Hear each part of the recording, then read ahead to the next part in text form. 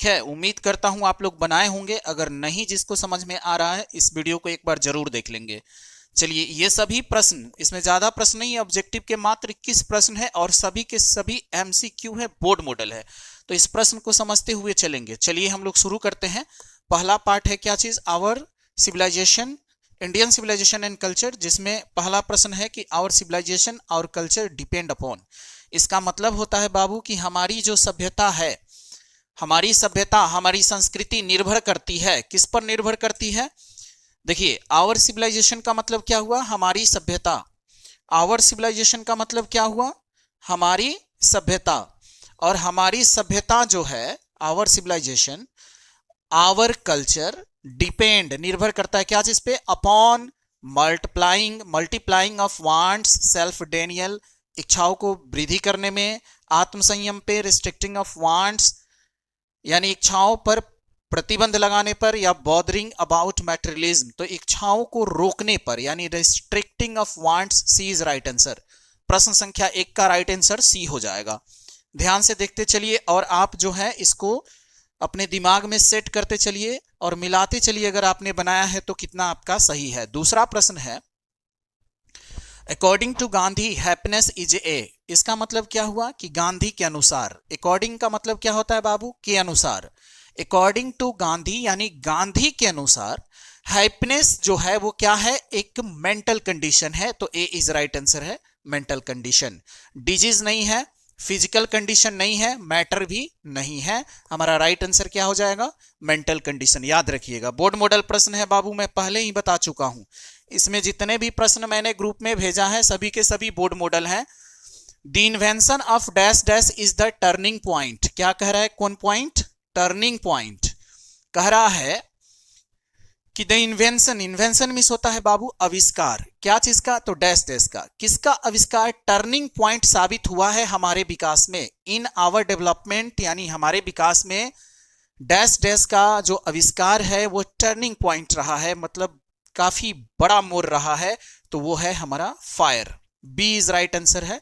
प्रश्न संख्या 3 का राइट आंसर बी हो जाएगा। फायर मींस आग। आग का आविष्कार जो है वह टर्निंग पॉइंट रहा है हमारे डेवलपमेंट में। चलिए आगे देखते हैं अगला प्रश्न, प्रश्न संख्या 4। द सेंटेंस कह रहा है कि यह वाक्य जो है, वाक्य के बारे में बाबू पूछ रहा है। सेंटेंस में क्या होता है, वाक्य। कौन सा वाक्य, तो देखिए यहां वाक्य दिया है कि the distinguishing characteristic of modern civilisation, यानी जो मॉडर्न सिविलाइजेशन है, आधुनिक सभ्यता है, उसका विशिष्ट लक्षण, उसका खास गुण, विशेष गुण क्या है, is our indefinite multiplicity of wants. Indefinite मतलब कि जो हमारी इच्छाएं हैं उसमें उत्तरोत्तर वृद्धि करता है, इंडेफिनिट मल्टीप्लिसिटी करता है, मतलब लगातार वृद्धि करता है। ये इसका विशिष्ट लक्षण है। आधुनिक सभ्यता का विशिष्ट लक्षण, हमारी इच्छाओं को वो उत्तरोत्तर बढ़ाता है। इज फ्रॉम, यह वाक्य जो है लिया गया है, किससे लिया गया है, Indian civilisation and culture. I have a dream, a child is burn, the earth. तो बाबू याद रखना है आपको, the Indian civilisation and culture. A is right answer. Indian civilisation and culture से लिया गया यह वाक्य है। इस तरह के प्रश्न सभी के सभी बोर्ड मॉडल है और परीक्षा में पूछे जाते हैं। अगला प्रश्न है कि the civilisation India has evolve is not to be beaten in the world, is from. क्या कह रहा है कि द सिविलाइजेशन, बाबू ध्यान से देखिए, वह सभ्यता इंडिया हैज इवॉल्व, जिसे भारत ने विकसित किया है, is not to be beaten, वह पराजित होने वाली नहीं है, वह हारने वाली नहीं है, पराजित होने वाली नहीं है, इन द वर्ल्ड, दुनिया में, संसार में। इज फ्रॉम, यह बात जो है लिया गया है, किस पार्ट से लिया गया है, तो हमारा राइट आंसर सी हो जाएगा, Indian civilisation and culture. C is right answer है। चलिए आगे देखेंगे, अगला प्रश्न देखेंगे, प्रश्न संख्या 6 पर चलते हैं। 6 नंबर प्रश्न में कह रहा है, my experiments with truth, VVI, most VVI. देखिए ध्यान से क्या कह रहा है बाबू, ये एक किताब का नाम है, my experiments with truth was written by. यह लिखा गया था, किसके द्वारा लिखा गया था, Maulana Abdul Kalam Azad, JL Nehru, Sardar Patel, Mahatma Gandhi. Right answer is D, Mahatma Gandhi. इस किताब को महात्मा गांधी ने लिखा है, जिसका नाम है माई एक्सपेरिमेंट्स विथ ट्रूथ, यानी सत्य के साथ मेरे प्रयोग। चलिए हम लोग आगे बढ़ते हैं, अगला जो है प्रश्न देखेंगे। प्रश्न संख्या 7 में चलते हैं। प्रश्न संख्या 7 क्या कह रहा है, ध्यान से देखिए। कह रहा है, ये सभी प्रश्न मैंने ग्रुप में भेज दिया है, आप देख सकते हैं, आप बना सकते हैं। आई होप कि जो बच्चे कॉन्शियस हैं वो बनाए भी होंगे। The world famous Attic civilisation is in, कह रहा है कि विश्व प्रसिद्ध अटारी वाली सभ्यता। एटिक सिविलाइजेशन का मतलब होता है गुफा वाली सभ्यता, या कह सकते हैं अटारी वाली सभ्यता। जो मकान बनते थे अटारी, एक पे एक छत जैसा, वो एटिक सिविलाइजेशन था, वो विश्व प्रसिद्ध था। एटिक सिविलाइजेशन वो किस देश का था? इज इन, वह किस देश में है? आप बताएंगे कि एटिक सिविलाइजेशन किस देश में है। ग्रीस, इटली, स्पेन, पोर्टुगल यानी पुर्तगाल, आप बताएंगे इनमें से किस देश की यह जो है सभ्यता रही है। तो इसका राइट आंसर हो जाएगा ग्रीस, यूनान देश की। ये वीवीआई है। इसके पहले अभी जो एग्जाम हुआ, उसके पहले जो पिछले साल एग्जाम हुआ था उसमें यह प्रश्न पूछा गया था। चलिए आगे हम देखेंगे। तो मैंने पहले ही बता दिया है, सभी प्रश्न बाबू एक से बढ़कर एक एमसीक्यू है, एक भी प्रश्न मिस करने वाला नहीं है, बहुत आपके काम आने वाला है। ये बोर्ड मॉडल प्रश्न है सभी के सभी। अगला प्रश्न देखिए, dash dash viewed. Viewed means क्या होता है कि देखते थे, क्या डैश डैश देखते थे large cities as snares and useless encumbrances. Useless encumbrances मतलब होता है बेकार के बोझों की तरह, और बेकार के बोझ समझते थे लार्ज सिटीज को एज स्नेयर, या फिर जाल समझते थे, फंदा, ट्रैप, ट्रैप जिसको जाल या फंदा कहते हैं, स्नेयर कहा जाता है उसे। तो स्नेयर समझते थे और बेकार के बोझ समझते थे। किसको? बड़े शहर को। इस नजर से कौन देखते थे कि वह जो है जाल है, बेकार का बोझ है? तो Romans, Italians, Germans, our ancestor. Right answer D हो जाएगा, हमारे पूर्वज।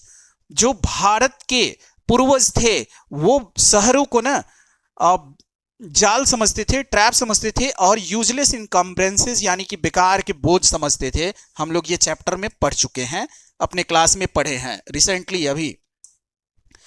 चलिए 9 नंबर प्रश्न बाबू देखेंगे कि dash dash were satisfied with a small villages. Dash dash संतुष्ट थे छोटे से गांव से। सेटिस्फाइड मींस क्या होता है? संतुष्ट होना। कौन संतुष्ट थे छोटे से गांव में? कौन संतुष्ट थे? तो वो थे हमारे एंसेस्टर, आवर एंसेस्टर्स, हमारे जो पूर्वज थे, भारतीय सभ्यता और संस्कृति के जो पूर्वज थे हमारे एंसेस्टर्स, वो सेटिस्फाइड थे क्या चीज से? Small villages. स्मॉल मींस क्या होता है? छोटा। विलेज मींस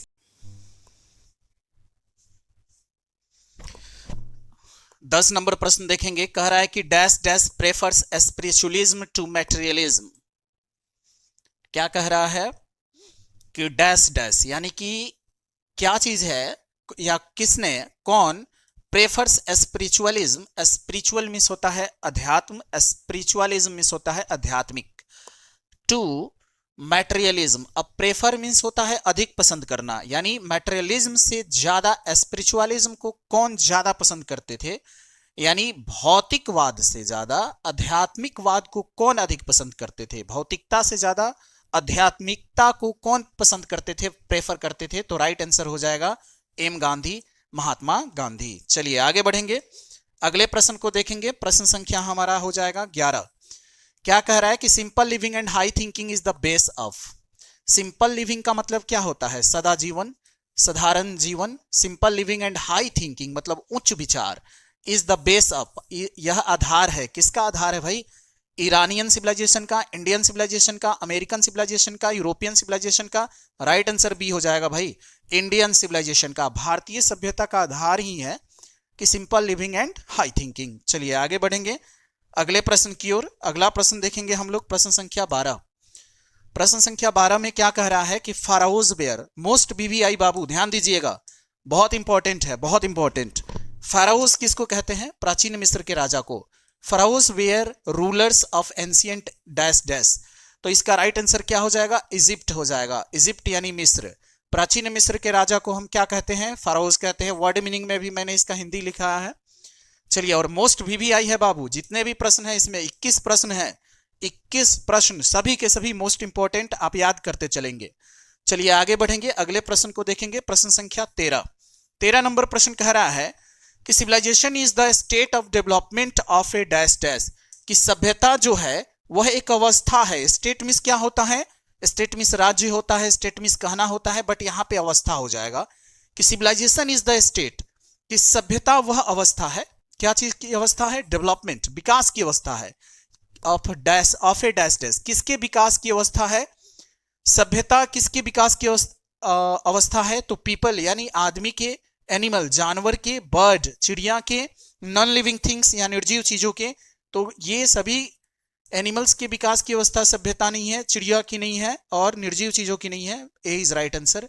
पीपल यानी लोगों के विकास की अवस्था है, सभ्यता लोगों के विकास की अवस्था है। चलिए आगे बढ़ेंगे। अगला प्रश्न, Indian glory is that it is, भारतीय गौरव है, भारतीय गौरव, इंडियन ग्लोरी क्या है, दैट इट इज कि यह क्या है, तो यह अडिग है, हमारी जो भारतीय गौरव जो है ना, भारत का गौरव, कि यह डगमगाया नहीं है, अडिग है, इमूवेबल है, स्थिर है, immovable. So B is right answer. प्रश्न संख्या 14 का राइट आंसर बी हो जाएगा। अगला प्रश्न देखेंगे, प्रश्न संख्या 14 के बाद 15 नंबर प्रश्न देखेंगे। क्या कह रहा है, dash dash was a spiritual leader than a politician. Dash dash थे, डैश डैश थे, क्या थे, तो स्पिरिचुअल लीडर यानी आध्यात्मिक नेता, देन अ पॉलिटिशियन एक राजनेता से बढ़ के क्या थे, आध्यात्मिक नेता थे। कौन, तो इसका राइट आंसर हो जाएगा सी, महात्मा गांधी। महात्मा गांधी जो थे वो स्पिरिचुअल लीडर अधिक थे, मोर देन अ पॉलिटिशियन, एक राजनेता से कहीं ज्यादा। आगे बढ़ेंगे हम लोग, अगला प्रश्न देखेंगे, प्रश्न संख्या 16 में क्या कह रहा है, देखिए ध्यान से देखिए क्या कह रहा है। 16 नंबर प्रश्न जो है काफी इंपॉर्टेंट है, ध्यान से देखेंगे सभी लोग। 16 नंबर में कह रहा है कि 16 में कि dash dash is known as the father of the nation और बापू। देखो कितना आसान सा प्रश्न है, एक छोटा बच्चा भी बता सकता है कि डैश डैश जाने जाते हैं किस रूप में, फादर ऑफ द नेशन, राष्ट्रपिता के रूप में, और मिस या बापू, राष्ट्रपिता या बापू के रूप में कौन जाने जाते हैं, के नाम से कौन जाने जाते हैं, Mahatma Gandhi.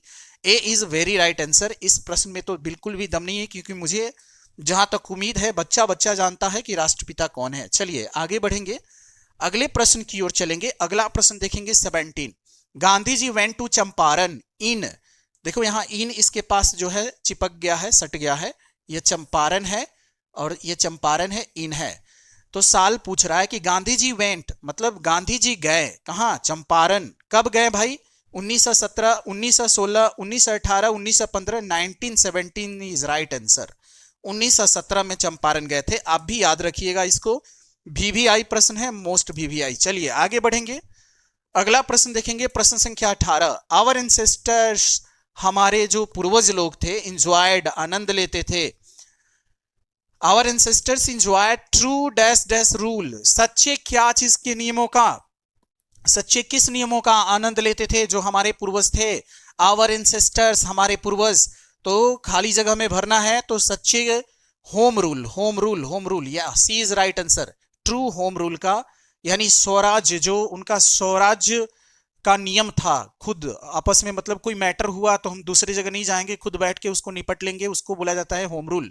True home rule का आनंद लेते थे हमारे पूर्वज। तो प्रश्न संख्या 18 का राइट आंसर बाबू क्या हो जाएगा, सी हो जाएगा। अगले प्रश्न पे चलेंगे, प्रश्न संख्या 19 को देखेंगे। 19 नंबर प्रश्न क्या कह रहा है, ध्यान से देखिएगा, कह रहा है कि who use truth and non violence as the chief weapons, यानी सत्य और अहिंसा, ट्रूथ मतलब सत्य, हु मतलब कौन, यूज्ड इस्तेमाल किए, ट्रूथ मतलब सत्य, एंड नॉन वायलेंस मतलब अहिंसा को, एज द चीफ वेपन्स, बाबू ध्यान से देखिएगा, चीफ वेपन्स मतलब मुख्य हथियार के रूप में, अगेंस्ट मतलब खिलाफ, के खिलाफ, द ब्रिटिश रूल अंग्रेजी सत्ता के खिलाफ, मुख्य हथियार के रूप में सत्य और अहिंसा को भारत में, इन इंडिया मीन्स होता है भारत में, किसने यूज किया, तो एम गांधी, महात्मा गांधी, इनका मुख्य हथियार रहा है क्या चीज, ट्रूथ एंड नॉन वायलेंस। तो ए इज वेरी राइट आंसर है। चलिए आगे बढ़ेंगे अगले प्रश्न की ओर। अगला प्रश्न देखेंगे, ये सभी मैंने प्रश्न ग्रुप में भेजा था बाबू, उम्मीद करता हूं आप लोग बनाए होंगे, मिला लीजिए किसका कितना सही है। 20 नंबर सेकेंड लास्ट प्रश्न देखिए क्या कह रहा है कि हु डोमिनेटेड मतलब कौन हावी रहे, छाए रहे, कहां, इंडियन पॉलिटिक्स, भारतीय राजनीतियों पे, फ्रॉम 1915 टू 1948, सन 1915 से 1948। देखिए इतना इंपॉर्टेंट प्रश्न है ना बाबू, इतना इंपॉर्टेंट प्रश्न है। इस बार जो अभी रिसेंटली इस वर्ष जो एग्जाम हुआ, परीक्षा हुआ बोर्ड का, उसमें अंग्रेजी के पेपर में ये 1 नंबर का प्रश्न जो है ऑब्जेक्टिव में पूछा गया है। तो 1915 से लेकर 1948 तक हावी रहे हैं कौन? M Gandhi. C is right answer है Mahatma Gandhi. Next and last, अब जो है आखिरी प्रश्न देखेंगे आज के इस ऑब्जेक्टिव सेशन का। आखिरी प्रश्न देखेंगे लेसन 1 से। लेसन 1 का अंतिम प्रश्न है कि यूरोपियन सिविलाइजेशन विल मीन, कि यूरोपियन सभ्यता जो है इसका मतलब है कि अगर हम यूरोप की सभ्यता को अपनाते हैं, दैट मीन्स कि क्या होगा? विल मीन का मतलब होगा वांट, लिविंग, रियल, रियून। तो यूरोपियन सभ्यता का मतलब बर्बादी है, नाश है, पतन है, रियून हो जाएंगे हम। अगर यूरोपियन सभ्यता को पूरी तरह से अपना लेते हैं तो हम विनाश, हमारा विनाश तय है। तो ये एक काफी खूबसूरत निबंध था। पहला चैप्टर जो है 12th के जितने भी स्टूडेंट हैं उनकी इंग्लिश बुक की पहला चैप्टर है इंडियन सिविलाइजेशन एंड कल्चर, भारतीय सभ्यता और संस्कृति, और उससे जो है कुछ मुख्य मेन इंपॉर्टेंट ऑब्जेक्टिव मैंने डील की है। Thanks for watching.